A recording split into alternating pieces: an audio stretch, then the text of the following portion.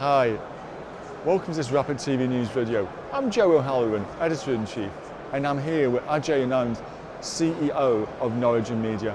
Ajey, we're here again at IBC after a 3-year gap.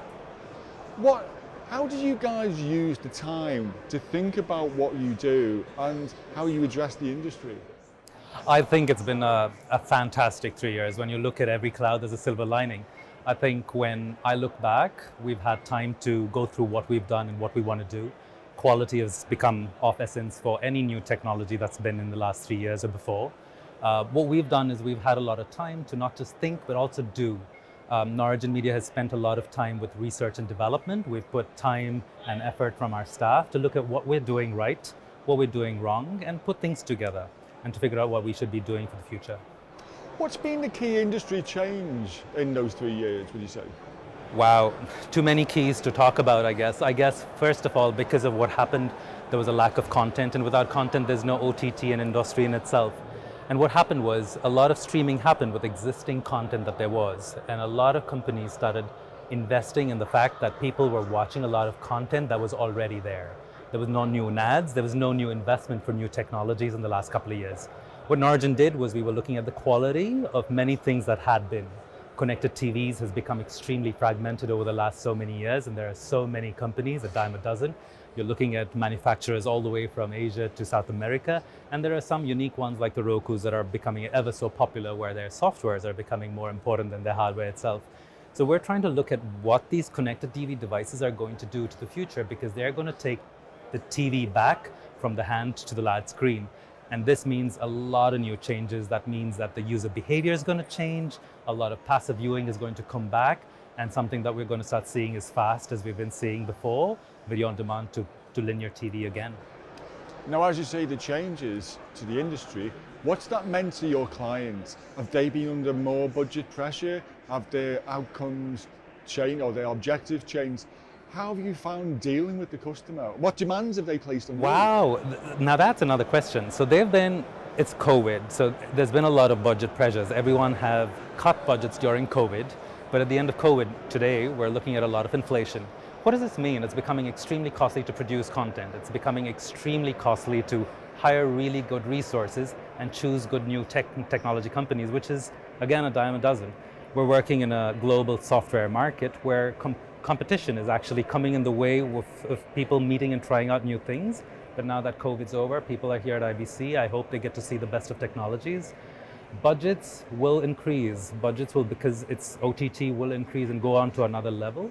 But so are ads, which means that ads are funding everything in the OTT industry, and so everything will go on to a whole new level. Now, you mentioned FAST and AVOD. We're just on the verge of Disney and Netflix offering advertising services.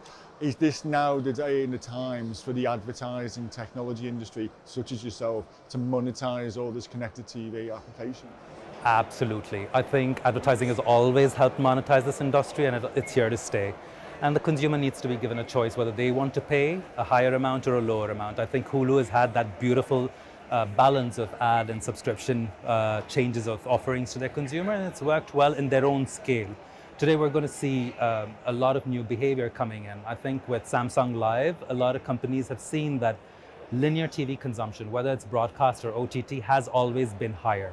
We've seen with other companies, Norigin is working with a company called Vivo, which we've just announced last week here at IBC. We've seen that they've changed their applications from a WOD-centric application to a linear TV presentation for music alone, which means that people do want to turn on TV and spend much more time and minutes on watching content which just plays without choosing, which means that search and recommendation come lower down the rungs when linear TV takes precedence. And are you seeing all those changes here at IBC 2022? We absolutely are. We've seen a lot with Pluto and Tubi becoming as strong as they are. Pluto has now come into the Nordic countries as well, which means that international giants are going in this direction. So yeah, and I think the technologies, especially from the AVOD providers, Google with their Google, who's right here, who's going to be who are selling their ad servers technology, I think it's going to be helping pre-program ads for a more generic audience in the future.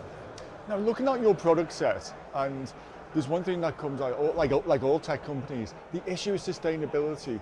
Are they built with the sustainability in mind, given the energy shock? that we're all allowed to play with? So it's a very deep topic again, Joe. So Please get deep.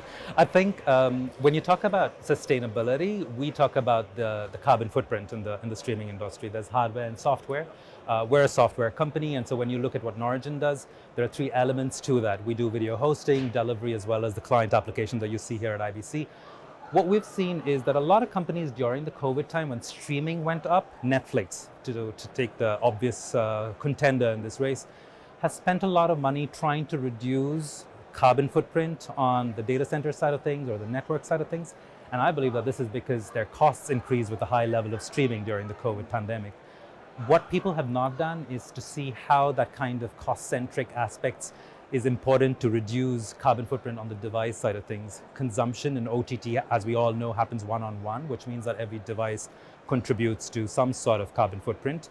It's not really easily calculable, and I've seen a lot of compromising studies on how much of a carbon footprint all of these things have.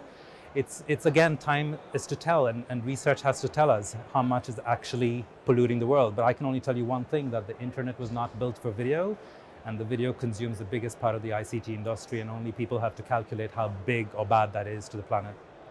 Well, you mentioned time will tell, and time has got the better of us again. So one very final question.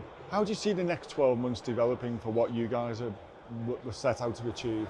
I think at Norigin Media, what we're doing is we're looking at a lot of connected TV focused OTT services, everything from quality to making sure that it's easier for any kind of OTT provider to be and to evolve on connected TVs, which is becoming more fragmented, more difficult, but more important, which means that tracking analytics needs to be really, really important to monetize these services.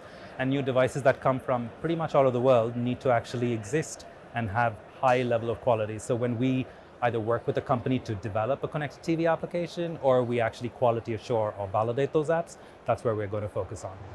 We look forward to seeing it. Ajey, thanks a bit. Brilliant. Thanks, Joe. Thank you.